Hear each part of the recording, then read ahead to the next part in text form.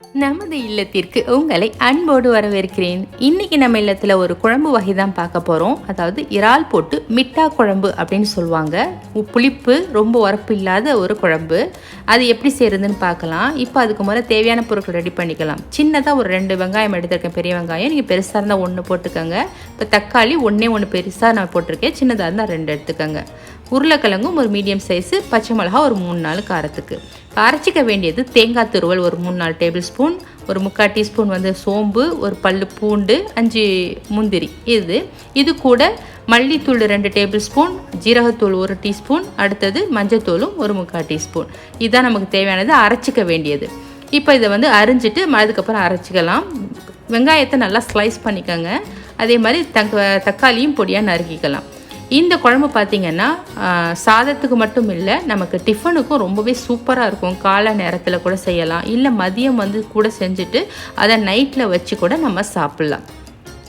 ஆப்பம், இட்லி, தோசை, இடியாப்பம், சப்பாத்தி கூட ரொம்பவே சூப்பராக இருக்கும். இந்த குழம்பு செய்கிறது ரொம்பவும் ஈஸி, நல்ல டேஸ்ட்டாகவும் இருக்கும். மிட்டாங்கிறதுக்கு அர்த்தமே பார்த்திங்கன்னா இனிப்புன்னு சொல்லுவாங்க, நார்த் இந்தியன்ஸ்லாம் சொல்லுவாங்க.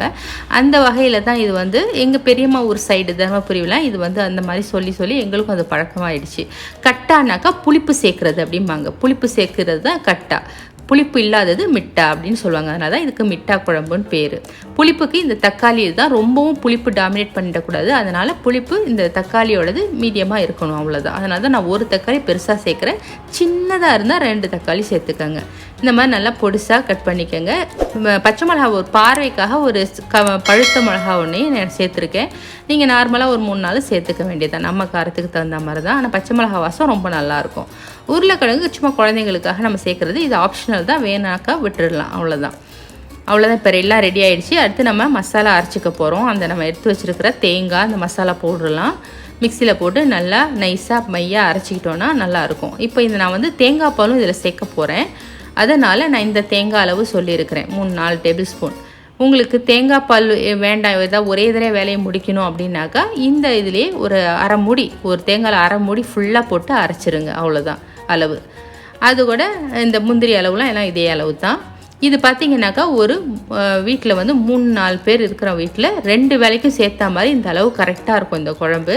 தேவையான அளவு நான் அரை கப் பால் தேங்காய் பால் திக்காக சேர்த்துருக்கேன். தேவையான அளவு தண்ணியும் சேர்த்து தண்ணியாக கரைச்சி வச்சுக்கிறேன். உப்பும் இதில் கலந்துக்கங்க. உப்பு போட்டு நல்லா கரைச்சிக்கங்க. இதுதான் வந்து குழம்பு கூட்டுறதுன்னு சொல்லுவாங்க. அது மாதிரி இதை நம்ம ரெடி பண்ணி வச்சுக்கிட்டோன்னா அடுத்து நம்ம தாளிச்சிடலாம். இந்த வகை இதை வந்து நம்ம 4-5 பேர் இருக்கிறவங்க வீட்டில் ஒரு வேலைக்கு நம்ம வந்து டிஃபனுக்கு இது பண்ணலாம். இப்போ தான் நம்ம ஹீரோ வராரு பாருங்க. நம்ம ஹீரோ இறால் வந்து மஞ்சத்தூள் போட்டு கழுவி வச்சுருக்கிறத ஒரு 2 எடுத்து இந்த மாதிரி பிசைஞ்சு விடணும். இந்த மாதிரி குழம்பு கூட்டி வச்சுருக்கிறதுல நல்லா வந்து பிசைஞ்சு விட்டுட்டோன்னா ரொம்ப அந்த ஃப்ளேவர் வந்து இறங்கி சூப்பராக இருக்கும்.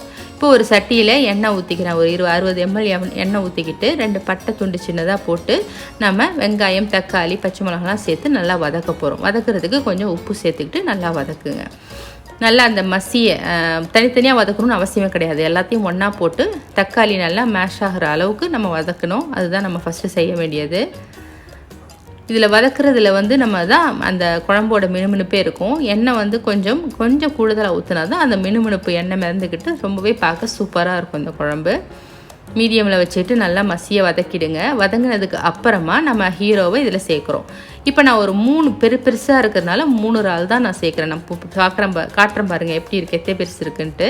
நான் 2 வந்து அங்கே பிசைஞ்சு விட்டுட்டேன் அந்த குழம்பு கூட்டி வச்சுருக்கிறதுல. இந்த 3 வந்து இங்கே சேர்க்குறேன். ஏன்னா குழம்புல இருக்க இறால் வந்து எல்லாரும் விரும்பி சாப்பிட மாட்டாங்க. எங்கள் வீட்டில் சுத்தமாக சாப்பிட மாட்டாங்க, நான் மட்டும்தான் சாப்பிட்ணும். இங்கே பாருங்கள் எத்தனை பெருசு இருக்குது.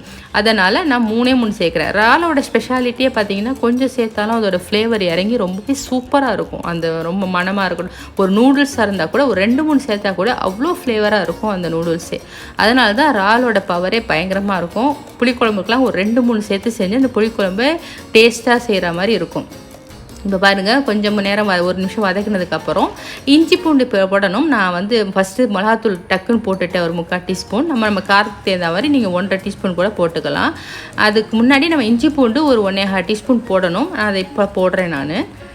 நீங்கள் முன்னாடி இஞ்சி பூண்டு போட்டுட்டு ஒரு வதக்கிட்டு அதுக்கப்புறம் மிளகாத்தூள் சேர்த்துக்கங்க, அவ்வளோதான். ரொம்ப பெரிய டிஃப்ரென்ஸ் இல்லை. நான் கொஞ்சம் டக்குன்னு அதை எடுத்து போட்டுட்டேன், மறந்துட்டு. சின்ன இந்த மாதிரி ஒரு மிஸ்டேக்ஸ்லாம் நமக்கும் நடக்கும். பட் வந்து அது நம்ம சமாளித்து நம்ம செஞ்சிட்டோன்னா அது வந்து கரெக்ட் பண்ணிக்கலாம். இந்த மாதிரி நல்லா வதங்கி கொஞ்சம் நேரம் அப்படியே ஒரு நிமிஷம் அப்படியே சிம்லேயே வச்சுடுங்க. நல்லா மெனு கதன்னு இருக்கும். அதுக்கப்புறம் நம்ம நறுக்கி வச்சுருக்க உருளைக்கிழங்கு சேர்த்து ஒரு வதக்கிட்டு நம்ம கூட்டி வச்சுருக்கிற குழம்ப சேர்த்துற வேண்டியதான். இது வந்து காலை நேரத்தில் டிஃபனுக்கு கூட சூப்பராக இருக்கும். இறால் வந்து நீங்கள் விரும்பி சாப்பிட்றவங்களா இருந்தாக்கா ஒரு 10 இறால் கூட சேர்த்துக்கலாம். அது உங்களோட இஷ்டம்தான். சேர்த்தா இன்னுமே டேஸ்ட்டாக இருக்கும். ஒரு 3 + அந்த 2 பிசைஞ்சு விட்டது அது 5 சேர்த்ததுக்கே எனக்கு இந்த குழம்பு வந்து அவ்வளோ டேஸ்ட்டாக இருக்கும். இப்போ இதே மெத்தடில் நான் எப்படி வந்து மீன் கூட செய்வேன். மீன் வந்து சேர்க்குறதா இருந்தால் நம்ம வந்து முள் இல்லாத இந்த மீன் எடுத்துக்கிட்டோன்னாக்கா இந்த ஸ்டேஜில் மீனை போட்டு கொஞ்சம் நேரம் அப்படியே சிம்மில் வச்சுட்டு இந்த கூட்டி வச்சுருக்கிற குழம்பு தூக்கி ஊற்றணும். இந்த மாதிரி மீன் குழம்பும் நீங்கள் செய்யலாம்.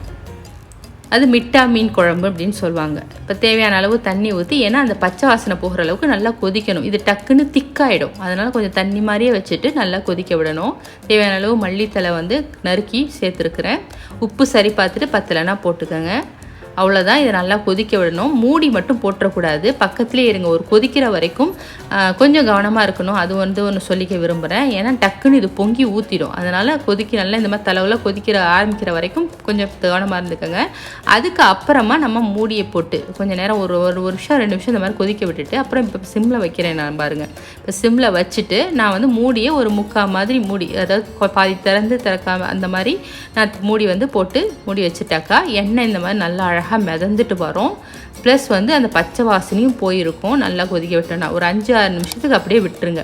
இப்போ நல்லா இறாலோட ஃப்ளேவர் இறங்கி பச்சை வாசனைலாம் மசாலாவோட பச்சை வாசனைலாம் போய் எண்ணெயும் மிதந்துக்கிட்டு சூப்பராக ரெடி ஆகிடுச்சு. இதோட நான் அடுப்பை ஆஃப் பண்ணிடுறேன். ஆஃப் பண்ணிவிட்டு நம்ம வந்து சர்வ் பண்ண வேண்டியதான். சூப்பரான இறால் குழம்பு ரெடி ஆகிடுச்சு. நான் சொன்ன மாதிரி இதை மீன் போட்டு இந்த மாதிரி மீன் மிட்டா குழம்பாக செய்யலாம். இதுக்கு வந்து சுருக்குன்னு நல்லா நீங்கள் வந்து என்ன மாதிரி வேணாலும் சாப்பிட்லாம். அதாவது உருளைக்கிழங்கு ஒரு ஃப்ரை சிம்பிளாக வச்சு கூட சாப்பிட்லாம். அல்லது வந்து ஃபிஷ் ஃப்ரை, அப்புறம் சிக்கன் ஃப்ரை, அந்த மாதிரி சிக்கன் கிரேவி இந்த மாதிரி செஞ்செல்லாம் சாப்பிட்டிங்கன்னா கொஞ்சம் அந்த சுருக்குன்னு சாப்பிட்டிங்கன்னா சூப்பராக இருக்கும். இல்லை டிஃபன் வந்து நீங்கள் டிஃபனுக்கு செஞ்சு சாப்பிட்லாம். ஆப்பத்துக்கெலாம் செமையாக இருக்கும். சப்பாத்தி எல்லாத்துக்குமே சூப்பர் காம்பினேஷனாக இருக்கும். பாருங்கள், ஃபிஷ் ஃப்ரை வச்சு தான் நான் இன்றைக்கி சர்வ் பண்ணுறேன். ரொம்பவே சூப்பராக இருந்துச்சு. நீங்களும் செஞ்சு பார்த்துட்டு எப்படி இருக்குதுன்னு கமெண்ட்ஸில் சொல்லுங்கள். இந்த வீடியோ உங்களுக்கு அவசியம் பிடிச்சிருக்கும்னு நினைக்கிறேன். லைக் பண்ணுங்கள், ஷேர் பண்ணுங்கள், மறக்காமல் சப்ஸ்கிரைப் பண்ணிவிடுங்க. தேங்க்ஸ் ஃபார் வாட்சிங்.